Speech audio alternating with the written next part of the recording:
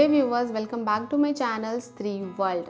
आप सभी को मेरे सैटरडे नाइट के स्टडी चैलेंज के बारे में तो पता ही होगा। मैं आज यानी कि 10 दिसंबर 2022 को रात भर जगकर पढ़ाई करने वाली हूँ। और मैं सैटरडे का दिन ही क्यों चूज़ करती हूँ स्टडी चैलेंज के लिए, इसके पीछे एक रीज़न है। और उसका रीज़न ये है कि जो हाउसवाइफ्स होती हैं उनके घर में संडे को उनके हस्बैंड की या फिर जो भी उनके घर के अर्निंग मेंबर्स होते हैं उनकी छुट्टी होती है। तो अगर हाउसवाइफ्स सैटरडे को रात में जगकर पढ़ाई करती हैं तो उन्हें संडे मॉर्निंग को सुबह उठकर जल्दी खाना बनाने की टेंशन नहीं होती है।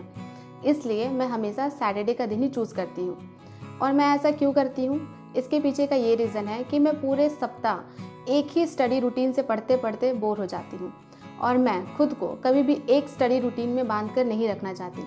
इसलिए अपने स्टडीज़ को और अपने लाइफ को थोड़ा एक्साइटेड रखने के लिए और अपनी स्टडीज़ को थोड़ा इंटरेस्टिंग बनाने के लिए मैं इस तरह के चैलेंजेस लेती रहती हूँ। और मैं जब भी इस तरह के चैलेंजेस लेती हूँ तो मेरा ब्रेन स्टार्टिंग में ही अपोज करने लग जाता है।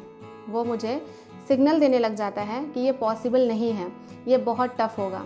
लेकिन मुझे अपने ब्रेन को चैलेंज करने में बहुत मज़ा आता है और उससे भी ज़्यादा मज़ा मुझे तब आता है जब मैं इस तरह के चैलेंजेस को पूरा करती हूँ और अपने ब्रेन को बताती हूँ कि मैं उसकी ओनर हूँ, ना कि मेरा ब्रेन मेरा ओनर है।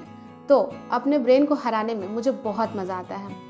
अब बहुत लोग ये भी कहते होंगे कि इस तरह के स्टडी चैलेंजेस पॉसिबल नहीं है, रात भर जग कर पढ़ना पॉसिबल नहीं है। तो ऐसा नहीं है। देखिए, जब यूट्यूब स्टार्टिंग में आया था तो उस समय जो भी कॉम्पिटिटिव एग्ज़ाम के टीचर्स होते थे वो केवल आधे घंटे की या फिर 45 मिनट का ही वीडियो अपलोड करते थे यूट्यूब पर।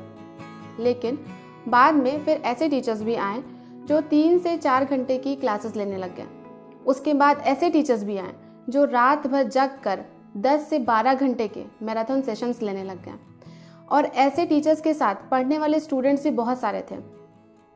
तो मैं ये सोचती हूँ कि जब हमारे टीचर्स हमें इतनी देर तक जग कर पढ़ा सकते हैं और उनके साथ पढ़ने वाले स्टूडेंट्स रात भर जग कर पढ़ सकते हैं, तो फिर हम क्यों नहीं कर सकते। हमारे लिए तो ये बिल्कुल पॉसिबल होगा। वैसे ज़रूरी नहीं है कि जो पास्ट में हमारे लिए इम्पॉसिबल था या पास्ट में हमारे लिए टफ था वो प्रेजेंट में भी हमारे लिए इम्पॉसिबल होगा। आपने मलावत पूर्णा और शिवांगी पाठक जैसी बेटियों के नाम तो सुने ही होंगे। ये ऐसी बेटियां हैं जिन्होंने 13 से 14 वर्ष की उम्र में ही माउंट एवरेस्ट फतह कर लिया है। तो हमें माउंट एवरेस्ट तो फतह नहीं करना है, हमें तो केवल रात भर जगकर पढ़ना है। तो ये ज़रूर पॉसिबल होगा। आप ये स्टडी चैलेंज अपने टाइमिंग के अकॉर्डिंग भी रख सकती हैं। जैसे मैंने अपनी टाइमिंग रखी है रात के 9 बजे से सुबह के 3 बजे तक। तो आपके अकॉर्डिंग आपको जो भी टाइम सूटेबल लगता है आप उस टाइमिंग में पढ़ाई कर सकती हैं। अब बहुत सारी लड़कियां रात भर जगकर नहीं पढ़ सकती हैं, तो आप संडे को सुबह में भी पढ़ाई कर सकती हैं। आप संडे को मॉर्निंग का शेड्यूल रख सकती हैं। या फिर लास्ट टाइम बहुत सारी लड़कियों ने शाम के 7 बजे से रात के 2-3 बजे तक पढ़ाई करी थी, तो आप वो टाइमिंग भी चूज़ कर सकती हैं। आप अपनी कैपेबिलिटी के अकॉर्डिंग अपनी टाइमिंग डिसाइड कीजिए। लास्ट टाइम बहुत सारी लड़कियों ने मेरे साथ रात भर जाकर पढ़ाई करी थी और अपने एक्सपीरियंसेस भी शेयर किए थे। तो क्या आप सभी एक्साइटेड हैं इस बार फिर से स्टडी नाइट चैलेंज लेने का?